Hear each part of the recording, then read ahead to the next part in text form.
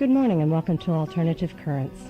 I'm your host, Bela Johnson, and with us today is Dr. Ken Silvestro, who has written a book on sexuality and narcissism, and we'll be talking to him about that.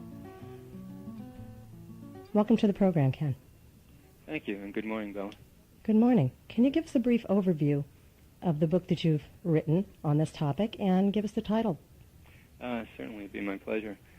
The title is Narcissism and Sexuality, a Sexual Outlet for a Self-Inflicted Wound. And as I go about describing the book to you this morning, hopefully the idea behind the self-inflicted wound become more obvious. An overview of the book has to do with an introduction to what narcissism might be, but in particular with regard to the theme of the book, and that is the sexual expression of narcissism. Narcissism is a very large category that covers an awful lot of ground, and my view is that sexuality is one form of a manifestation of the narcissistic, what I call wound, if you will, and it's only a small piece of the narcissistic personality. But that is the theme of the book, and that's the point and the images I'd like to bring out today as we discuss the book. Now, can we briefly just run through the myth about Narcissus for people who don't quite get the term narcissism? Yes, in fact, I will be quoting different pieces from the myth when I bring out examples later as well. But basically, Narcissus was a young man who was able to find himself in different relationships with both males and females as he was growing up. Many of these partners of Narcissus fell in love with him, but Narcissus had a very difficult time returning that love. In fact, he was unable to do that. So he would move from one partner to the other, and as you might imagine, his movement from one partner to another was very destructive to the ones who loved him. But for him, he didn't feel it. He really wasn't connected to them in an emotional way. And the myth goes on in many different ways, in many different avenues, but eventually he is out in the woods hunting animals and so forth, and he's very tired and very thirsty, and he sits down beside a well. He wants to get some water. And it's when he looks into the water and sees his own reflection, it's at that point that he is filled with love. He is filled with the element of relationship, which Jungians call eros, and the Greeks called eros. That's much greater than just sexuality. That's a principle of relationship, which, of course, embodies sexuality and love. So he sees his own image, and he becomes deeply, deeply enamored, deeply in love with himself. And he tries very hard to reach out and hold and caress and touch the image, but he can't. And eventually, he dies. And then where he actually died, a flower grew, and that was the flower that came to be known as the Narcissus flower. But in any case, the myth is full of the fact that he, number one, can't relate on a deep, genuine level with others, and his sense of love comes from loving himself. And the important point in this myth also is that he sees his reflection. It's the reflection in the water that provides him with, for the first time, his ability to love. And I'll be referring to that reflection many times over because that's so important in the theme of this book, and how people in their sexuality will actually look for a reflection in the other, in the partner. And when the partner provides that reflection, then they are filled, not with love for the partner, but filled with a sense of love for themselves, just as Narcissus was. Now, do you feel that that's a real love, a true love, or some kind of false love that they're deriving from that, as with Narcissus? Was that a true kind of divine love that he had for himself, or some kind of illusion? I don't think it was an illusion, but I do feel it has an element of true love to it, but it really is more in line with a healing love. Most individuals who are, shall we say, afflicted with narcissistic personality, or this particular kind of wound that I'm referring to here, receive this infliction very early on in their life because they haven't received good enough reflection from their parents. And so when the parent does reflect the child or the infant at a very early age, they are receiving love. They are receiving true love. And in that sense, what they do build up is a sense of true self, a sense of a strong, deep self. It's not an ego identity, it's a spiritual self. It's a self that exists much deeper in the soul, if you will, of the individual. However, when the infant or the child does not receive good enough reflection, then that connection to that deep self and that building up of that deeper spiritual self doesn't occur. It doesn't occur well enough, shall we say. It doesn't develop far enough. And therefore, the individual goes through life looking for and searching for reflection in every way possible. To receive what? To receive what they missed when they were younger. A sense of that true love, a sense of that true bonding to their deep self from the other, in this case from the parent. But it's only transient for this person who is wounded with this infliction. That is, they move from one mirror to the next, seeking that reflection. But it's only a transient, fulfilling feeling. That's why they must move on to the next mirror, next object, or, in the case of sexuality, the next sexual experience or the next sexual partner. Now, is this good enough, something we can define, or is this different from person to person depending on their sensitivity or their orientation in the world? I don't think it's something that we can define. I think it's very difficult in psychology, I believe anyways, in depth psychology, to define things that cover everybody in a grand scheme of categories or grand scheme of descriptions. I think this is individual and unique to each person, but using the term or the phrase good enough covers a lot of ground, and that tries to capture the fact that the good enough parenting or the good enough reflection that a child or infant receives will be defined by the relationship between the child and the parent and by the individual infant or child's psyche itself. Whatever is good enough for that individual psyche hopefully will occur. And if it doesn't, then some damage or wounding or some infliction of some sort will occur. In this case, it's the narcissistic wound that does occur in the instance that I'm describing. Okay, before we go too much further, I'd like you to just fill in for the listeners a little bit of your background and what led you to writing this book. Oh, sure, thank you. I'd like to do that. My background has been in the field of depth psychology, and in particular, Jungian psychology. I began investigating and researching Jungian psychology. Carl Jung was the Swiss psychiatrist who formed this orientation of psychoanalysis many years ago, and I began investigating his psychology, I'd say in the early 80s.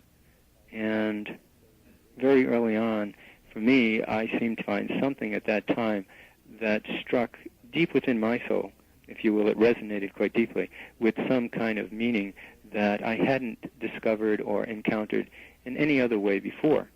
And so I decided that I did want to go on to train in the area of Jungian psychology, that is, as a Jungian analyst. And for the past 8 years, I've been doing that. The book comes about from the work that I've done with clients and from the material that I've researched over the years regarding not only Jungian psychology in general, but narcissism and the development of the human psyche. So is this narcissistic personality within everyone, do you feel, to some degree? Indeed, I do. I feel that narcissism is an innate trait that we all carry, that we all have, that we all express on a daily basis. It only becomes problematic based on the degree of narcissism that we live out, and that is that we live out unconsciously. For example, I look at the biblical expression of people being made in the image of God in terms of narcissism, and many other ways too. But in terms of narcissism, I see it as an expression as God having a narcissistic trait. In order to receive reflection of him or herself, the need to have human beings created and bring that reflection, because human beings are created in the image of God, bring that reflection back to God. To me, that's an expression of a narcissistic trait. Now, if indeed we look at it that way, that is a symbolic view. If we look at it that way, and if we consider God to be that which is greater than ourselves, but also part of ourselves, then indeed, narcissism is a trait within all of us. Well, that's kind of like man making God in his own image, right? Yes. So how prevalent is the wound of narcissism in human beings? The wound is a fairly prevalent wound, but here again, I'm just trying to focus on this aspect of the sexual acting out or the sexual living out of the wound. I believe that it's quite prevalent in many people in our culture today. I could give a couple of examples from people that I've worked with in the past. again, with regard to the sexual expression. There was one person that talked to me about the need to massage his partner for a very, very, very long time, a couple, 2-3 hours, before they actually engaged in some sexual intercourse. And in the process of doing this massage for his partner, which sounds like a beautiful and wonderful thing in many ways, when his partner was able and did return these words and gestures of gratitude and appreciation, which filled this person in such a way that it was clear that it was touching and filling a wound, and the wound was this narcissistic wound. In this way, the partner was acting as a mirror or a source of reflection for this individual's massage practice. And in doing this massage, he would have to do this every time he was about to make love to his partner to fulfill, if you will, a sense of self within himself that he had been disconnected from at an earlier age. In another example, there was a person who was in a relationship with someone for about 4 or 5 years, and at that point she decided the relationship had to come to an end, and she left the man, and he became literally obsessive and compulsive about his loss and about finding her and about getting her back into his life, back into a relationship. He could not accept the fact that she was, at that point, either not in love with him any longer or had decided, for whatever reasons, it was better for her to not be in the relationship. He could not accept that. And for 5 years, he sought her all over the country. She kept moving with this obsessive-compulsive need to retain and regain the reflection that he got from her, to fill that loss. And of course, that loss is a very important trait of this narcissistic wound, as well as anger and rage and unacceptance and entitlement. These are all characteristics that go along with this wound. So those are 2 brief examples.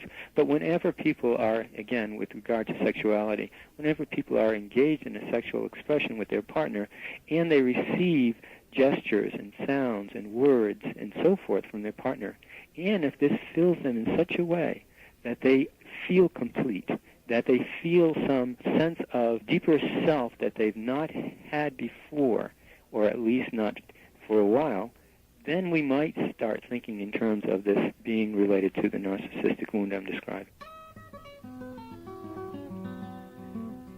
I'd like to remind you that you're listening to Alternative Currents. I'm Bela Johnson, your host. This is WERU-FM, 89.9 Blue Hill and 102.9 in Bangor.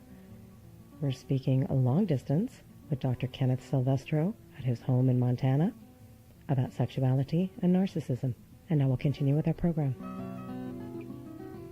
Do you think the obsessive kind of behavior targeted on one specific person could relate directly back to mother or father? Is that why this person does not feel that they can kind of spread their love out to other people?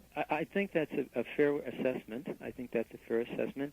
In the case that an individual may, in fact, as they say in common psychology these days, marry the mother or marry the father, or be in relationship with the mother or the father. In other words, they project their needs and their inner father and inner mother onto their partner. In that sense, I think that your question would be on target. But in a greater sense, the obsession and the compulsiveness that I've described and that we're talking about comes from the fact that once the individual who carries this wound gets a reflection that is good enough, that allows them to connect to that deeper self and fills them with that sense of connection, because the reflection is good enough, they'd never want to let it go. The partner is an object. It is like a mirror. And that's the way they refer to it in many cases.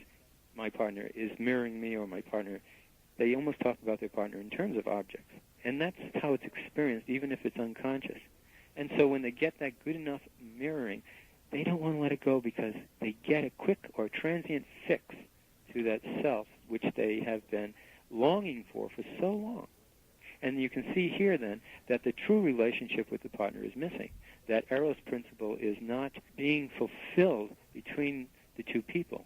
It's really a self-love, as Narcissus was filled with when he saw his own reflection.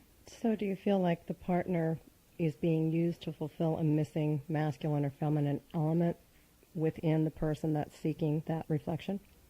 I wouldn't say it necessarily a masculine or feminine element, but I would say that the partner is being used as a mirror to provide a filling of the wound, the narcissistic wound, to somehow fill that wound, which I wouldn't put that in terms of masculine or feminine energies at all. I would just say the wound has to do with the connection or the relationship between the ego identity and the deep self within the individual. That connection just hasn't formed well enough because the good enough reflection at an earlier age didn't occur.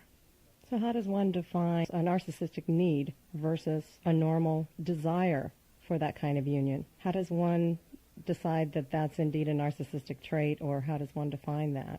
Yeah, that is a very good question, and it's a very difficult one. I think that comes with a great deal of time, a great deal of self-observation, and a great deal of honesty. As part of this wound, the individual feels very much in touch with self. They do feel that they have a connection to self, but their sense of expression from self often is done with a sentimentality.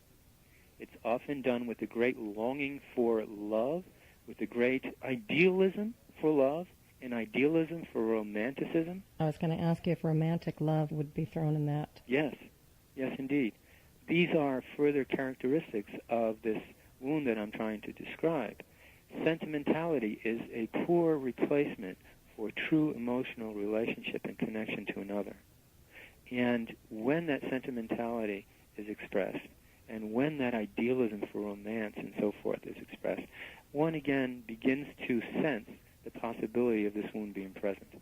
But it does take a great deal of time to observe and see if narcissism isn't being expressed in different ways in one's life, and if one isn't expressing it again through their sexual relationships. Then being very honest about that, or having someone point it out and being able to accept it. Because romanticism and sentimentality are prized so highly, and especially with women, well, I know this just because I'm a woman, they really desire this. They really want this, even though they have a deep connection with a partner. Unless there is that romanticism and that sentimentality, somehow a lot of women feel like they're missing something. From what I understand, that is true regarding women. I would hesitate to say that much of our society is based on this wound, because there is a genuineness to love, and there is a genuineness to that love expression that brings one into, if you will, a romantic relationship.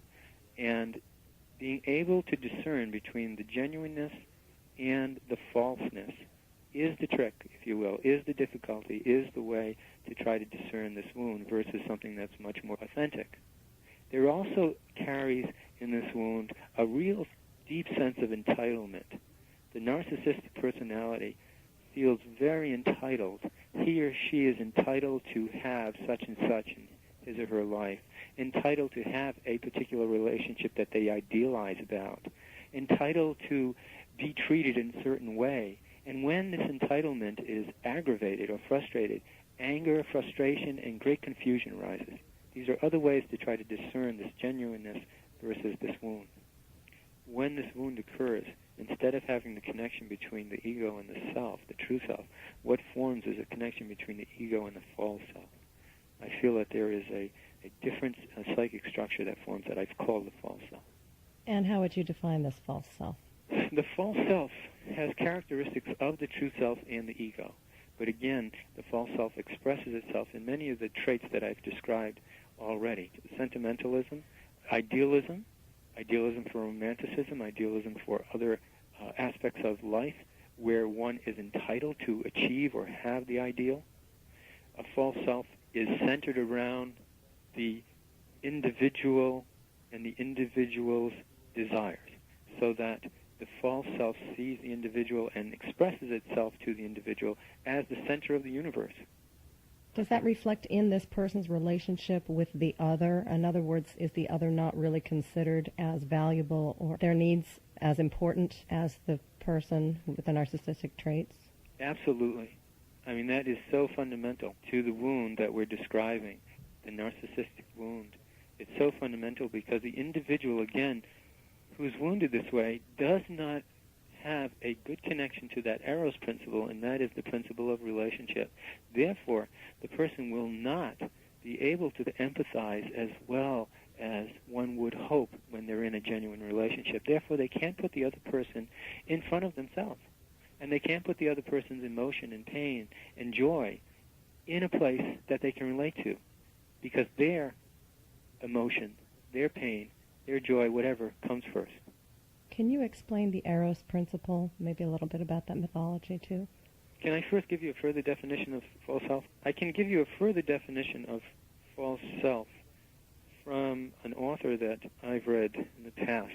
This author's name is Nathan Schwartz-Lant, and he wrote a book called Narcissism and Character Transformation. Can you spell his last name, please? Yes, SHWARTZ-SALANT.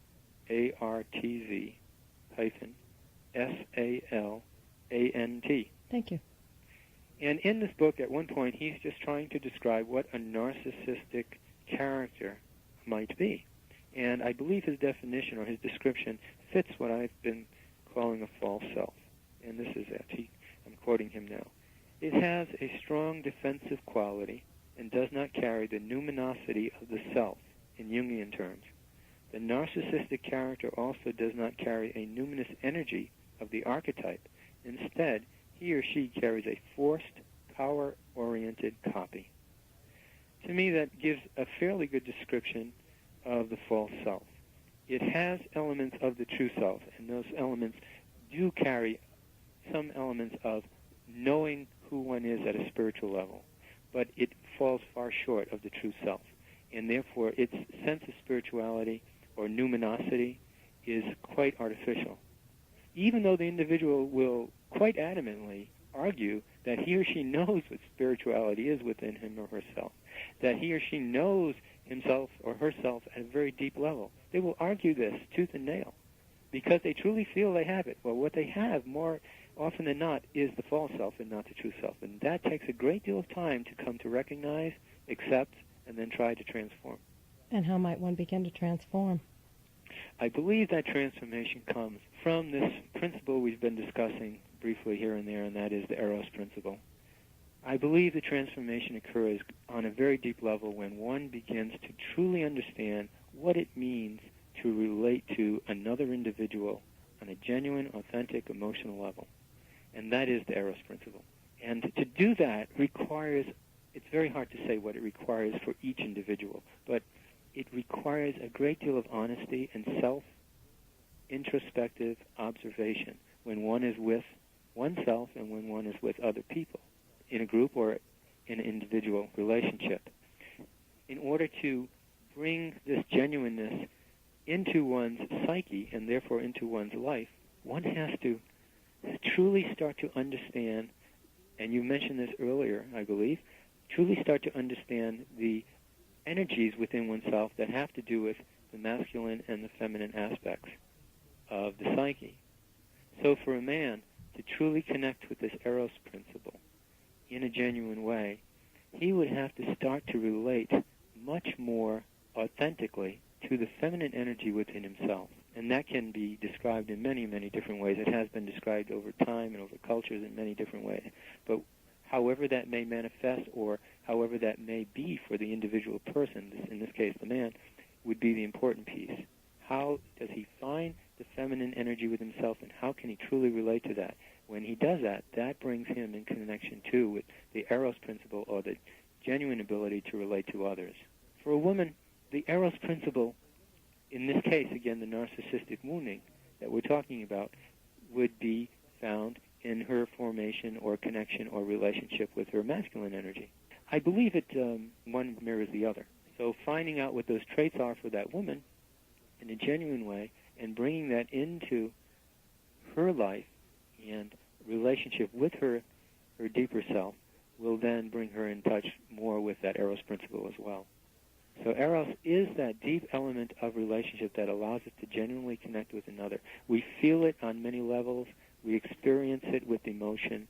We resonate with another person, as they say, at a soul level. But that has to be genuine. And for the individuals we're talking about here, they may think it's genuine, but it's not. And you can see when it's not through the examples that I've given and through the expressions of their narcissism that they're unaware of, but others can see.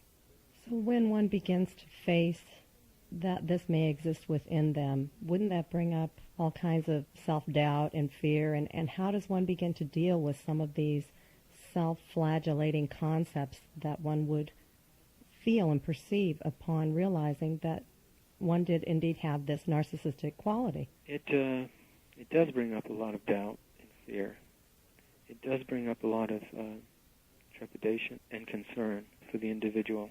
And for the individual to start to look at this within him or herself, I often suggest two ways of doing this. One, if they are in relationship, then to actually interact with their partner in a very different and honest way, and that is to be able to listen, hear, and receive from their partner what their partner might see with regard to this wound.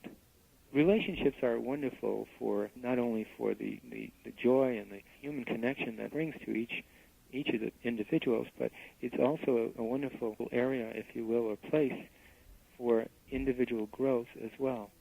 So within relationship, if one can begin to ask the partner for a genuine, honest assessment and emotional reaction to this wound, and then the individual hopefully is open and accepting to take this assessment and do some self-reflection with it. And the other way that I often will suggest people start to look at this situation within their self is by not being in relationship at all and spending a lot of time with themselves, avoiding relationship or avoiding even sexual encounters, because it's through the sexual encounters and through the relationship that they most often act out the wound. So when they stay within themselves and abstain from these encounters and from the relationship, then they have to start to feel what comes from the lack of reflection. They have to start to feel the wound in a very genuine way if they can stay with it, rather than having the reflection from the sexuality or from the relationship fill the wound in a very transient way, like a drug fix. If they avoid that and they sit with their wound and in the pain and the emotion that comes up, then there's also the opportunity to heal this wound, this narcissistic expression that we're talking about. Does your book suggest any kinds of techniques or ways of helping one move into a healing place with this? Well, what my book does in the second part of the book, it goes through a case presentation of one individual who had this wound and underwent several years of analysis to come to terms with this wound and try to turn it around and move into a more genuine connection with Eros and a more genuine connection to the self. And so the second part of the book is this description of 3 years of this analysis for this individual. So in there, it doesn't necessarily give you everyday kinds of techniques or suggestions in which one can follow. It just gives you a description of the overall process that was involved in this individual's analytical work. We hear so much in the news these days, although thankfully it's calmed down a little bit, about Bill Clinton and his sexual exploits. It brings to mind the question about the person who constantly moves from one sexual relationship to another, to another, to another, and again, not directly talking about Bill Clinton, but just because this has been brought to our attention through the media. Is a person like this narcissistic, and what kind of narcissist is this person? Because the one you have described is one who stays with the same partner and keeps making these kinds of demands upon this one person. What about the cruiser? What about the person who goes from one kind of meaningless relationship to another? Well, if my description so far has leaned towards the person who stays with one partner, I need to balance that out, because that is not generally the case. Generally, the case is that the individual with this wound will move from one partner to another. That is more often the case than not, because once the reflective mirror, that is the partner, becomes dried up, insufficient, or doesn't provide the mirroring that the person desires, then that person turns to the next encounter. And many times, of course, they just turn to different encounters simply because they're there, because they can get a transient connection to self within themselves by the reflection that comes from the sexuality, from anybody, because the anybody is just an object. And they're not feeling like they're using the person. They're not feeling like there is a person there. They're just simply, if you will, metaphorically, seeing themselves through the person. And so it doesn't matter if they're with one person tonight and a different person tomorrow and a third person the third day. And that is, in fact, more how this wound is expressed. It is a transient movement from one person to another, from one object to another, or one mirror to another, as one might visualize it. And with regard to President Clinton, certainly that behavior that we hear about in the media falls into this description. However, I would hesitate to say that he is a narcissistically wounded individual without knowing him and spending time with him and seeing much more about his personality. So if a narcissistic person acts as though the partner really was not there, what about the person who is pornographically inclined and one who's inclined to excessive compulsive masturbation? That covers a lot of ground. And part of that ground can be this narcissistic wounding that we're talking about, because the individual can, in fact, somehow through the fantasy, or if an image is used for the masturbation, for example, a lot of people will use images in magazines or videos or something of that nature. If the image is used, then they are receiving a reflection from the image in order to feel that sense of self within themselves. And, of course, the sexuality is the masturbation or whatever else they're engaging in with regard to themselves. But in that case, of course, the person becomes literally an object, literally a picture, or literally something that is not animate, not human, not alive. And so that sort of expression can, in fact, represent the kind of wound we're talking about. But it also can go into other arenas, which I'm certainly not prepared to go into at this point. Well, that's okay, but I'm just wondering if that wouldn't in some ways be easier for a narcissist, not dealing with another person at all, not dealing with that dynamic, not dealing with being found out by that other person or demystified by that other person or have their intents discovered. I think for some people that is easier and even safer, as you're suggesting, by all means. I don't think that you find that is the sole expression, even when it is safer or easier for most of these people who carry this wound. I think it's a small minority who will just stay with the image or the video or the masturbation. I think in general we find more of these people doing that, as well as going out and finding sexual partners to act as their mirrors as well. So it's a combination of both. Yes.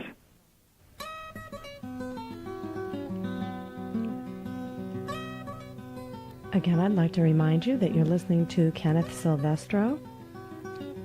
The topic is Narcissism and Sexuality. This is Bela Johnson. Alternative Currents is the program, and you're listening to WERU-FM, 89.9 Blue Hill, and 102.9 in Bangor. And now back to our show.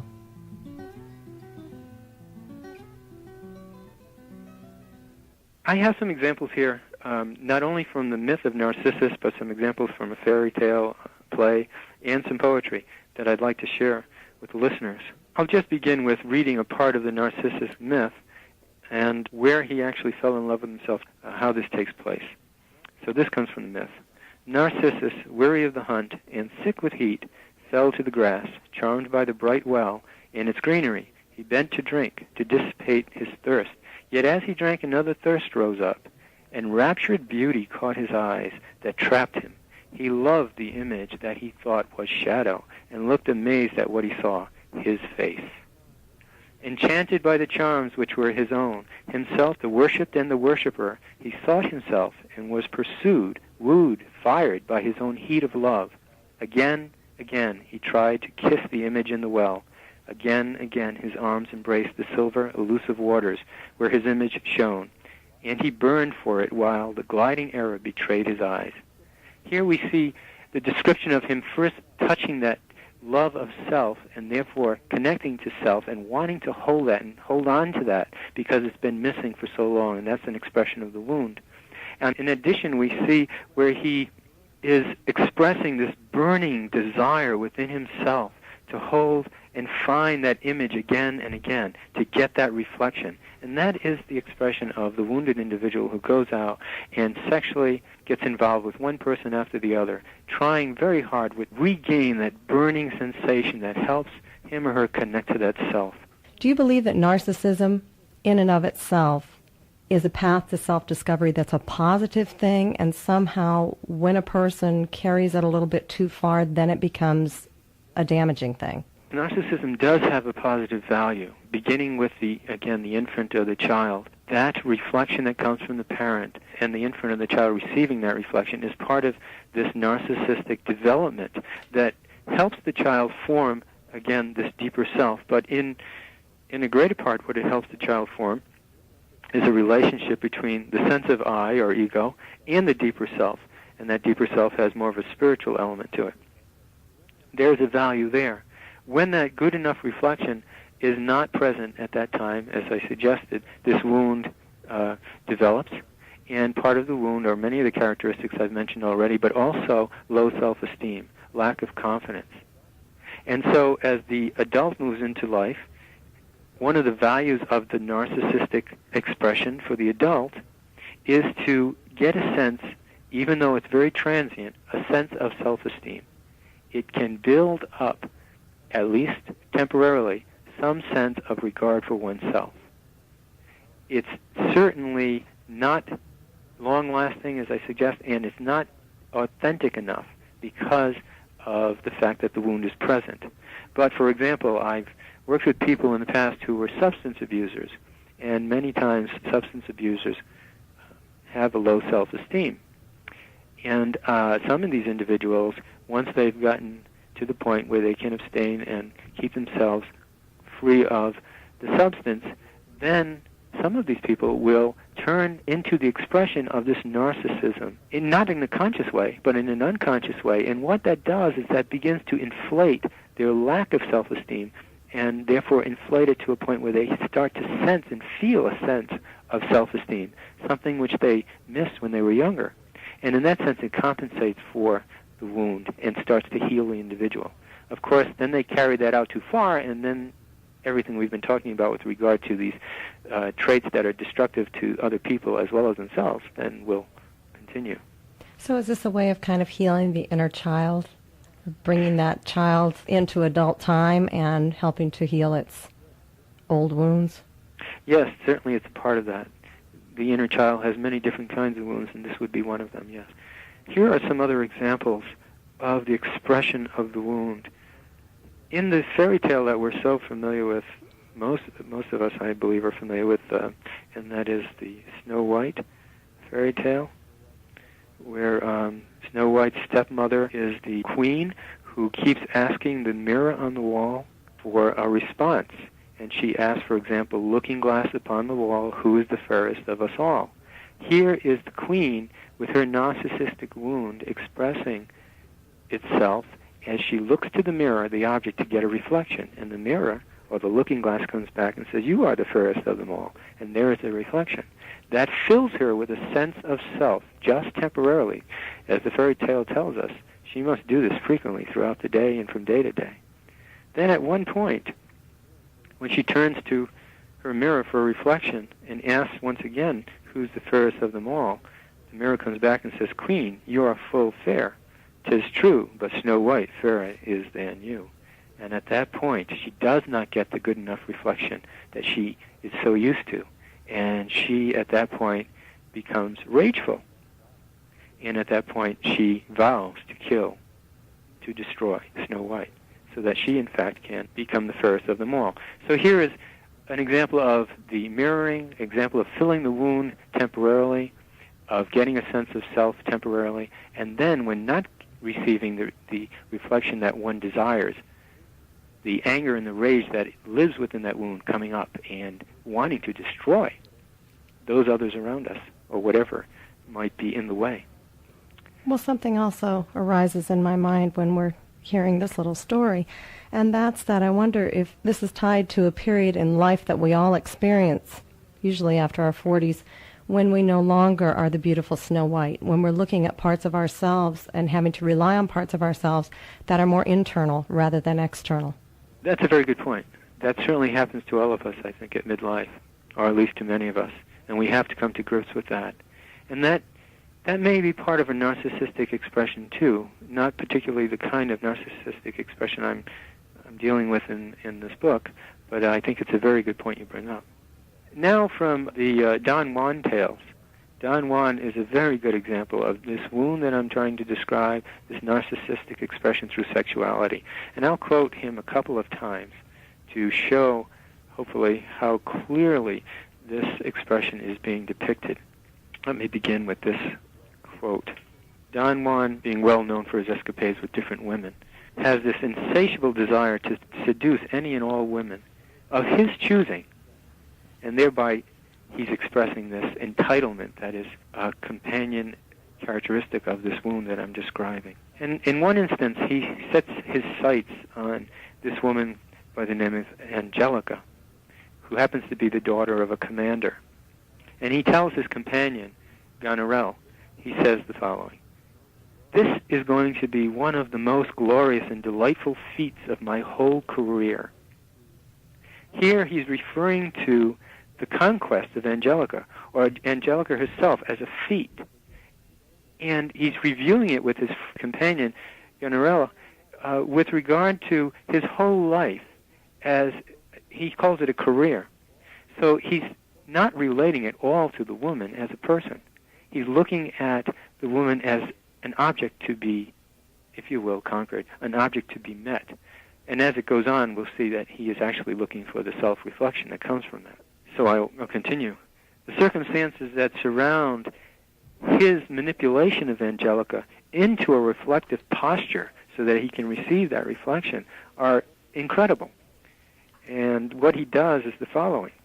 In order to seduce Angelica, he actually seduces Angelica's mother without Angelica's knowledge so that he can get closer to the family, and then he kills her father.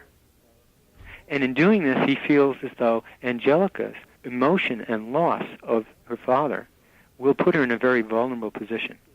You see, the point here is that he is manipulating Angelica into, and in a very destructive way, obviously, manipulating her into a position where he can then, if you will, capture her and get the reflection that he desires. It makes Oedipus look like a baby. Doesn't he? It's rather amazing. Then moving on to another aspect, Don Juan meets a fisher maiden who he's really caught with, and he really wants to get reflection from her, another sexual encounter. And she tells him clearly, she says, "My honor means a lot to me, and I'd rather be dead than be dishonored." But those words fall on deaf ears. You know, he doesn't care. Don Juan only has one thing in mind, his self-centeredness, his narcissism, and his need for that reflection. So Don Juan responds and he says, "Ah, Charlotte, you're not the kind one deceives. Your beauty is your safeguard." Here he's beginning his manipulative moves to bring himself into the encounter, the sexual encounter, so he can receive what he needs. Again, no empathy, no emotional connection to the other, in this case, Charlotte. It's Charlotte's beauty and the attraction that Don Juan has for her that he wants to grab, hold on to, and that beauty brings a reflection back to him, and therefore it acts as a mirror so that he can feel filled, at least temporarily, with that sense of self. He can fill that wound and fill it with that missing piece.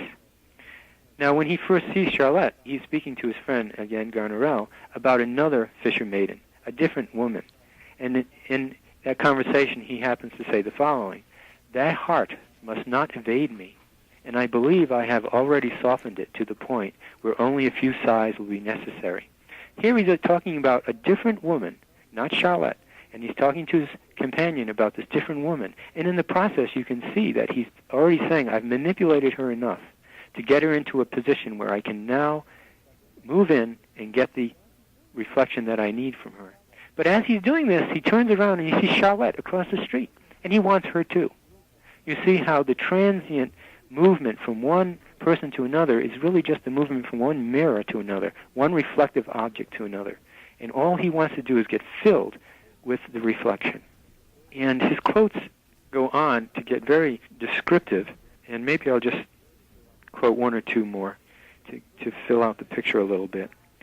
Just as he completes this expression of the need for this other fisher maiden, he does see Charlotte, and he says to his companion again, "Ah, another fisher maid.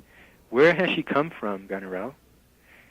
Have you ever seen anything so charming? Seriously, isn't she at least as beautiful as the other one?" Here again, it's the beauty, and it's the beauty that can bring him the reflection that he's trying to capture and to penetrate and hold on to. Nothing at all related to a genuine relationship with the person. As we can see, he's talking about two women at the same time. And then his entitlement and his narcissistic character is displayed further when he says, "Well, the beauty I wish to speak of is engaged to be married. I caught sight of her a few days ago, the loveliest thing that eye has ever looked upon. She was strolling arm in arm with her betrothed. I have never seen a couple so happy and so pleased with themselves. They made no attempt to conceal their feeling for each other, and that moved me deeply indeed. It struck me to the heart. I found it utterly intolerable to see them so happy together. To destroy this union that so offended my sensitive heart seemed a voluptuous duty." He actually considers it a duty to go in and destroy a genuine love relationship, so that he can receive the reflection from this fisher maiden that he has just seen, and decides, because he feels entitled, that she should be his. So I hope these quotes begin to give you the feel of how this thing can be expressed, and how the wound can be expressed, and the entitlement that comes along with that.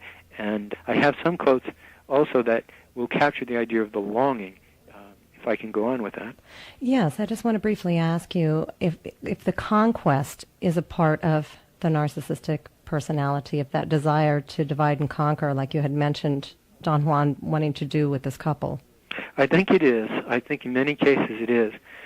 The quote I mentioned from Nathan Schwartz-Lant's book talked about how this narcissistic character is a power-oriented expression, and the conquest is related to power. So indeed, I think it is. One other question that comes to my mind is the midlife situation again, but from a partner standpoint of seeing their partner start to decline in looks. Is it possible that that narcissistic quality would stay on hold for all those years, or kind of be covert all those years, and then all of a sudden manifest itself in the midlife crazy husband, for example, only for example, that leaves his wife for a younger, better-looking woman? Oh, absolutely.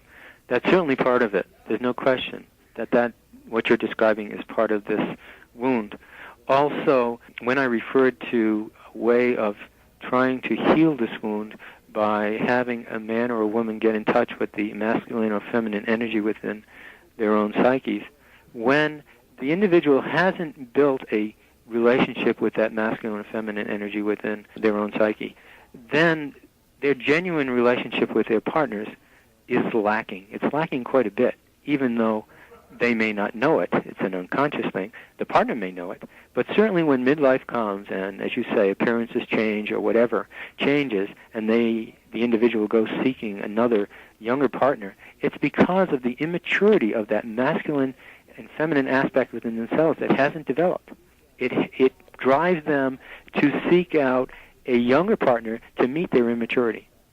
Right. To meet that immature part of themselves. That level of development within That's themselves. Right. Okay.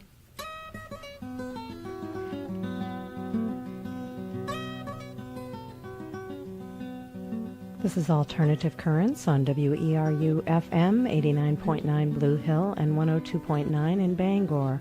You're listening to Dr. Kenneth Silvestro on the subject of narcissism and sexuality. And now back to our program. I'd like to give you just a few quotes from the poems of Sylvia Plath. Her poems are quite full of many, many different aspects. I'm just going to focus on a few portions of the quotes with regard to the theme that we've been talking about only. I'm not trying to do any assessment or analysis of her work or her as an individual. This first quote from one of her poems has to do with the expression of the longing that the wound carries and the emptiness and so forth. Here's one quote. "To love, to be loved by one, by humanity, I am afraid of love. of sacrifice on the altar. There's a longing that's described in here that one can begin to feel, a longing for love. Now that love oftentimes is love of self that isn't present because the individual's connection or relationship with the deep self hasn't formed well enough. And so the longing is often referred to in terms of love for another person, but it's actually a symbolic expression of a love or a connection to the deep self. They only receive that when they connect with another person or other people in a reflective manner. Here's another quote which has to do with the wound once again, the feelings embodied within this wound. The quote goes on like this. During that lovely freshman spring when I made him into a golden god, physically, morally, and mentally, naive idealism, although he set the pace for sexual play, I never felt that I was feminine.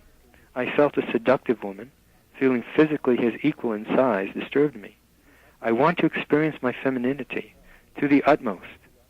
I no longer felt, and this is after some time now, she writes, I no longer felt the desire flame up in me.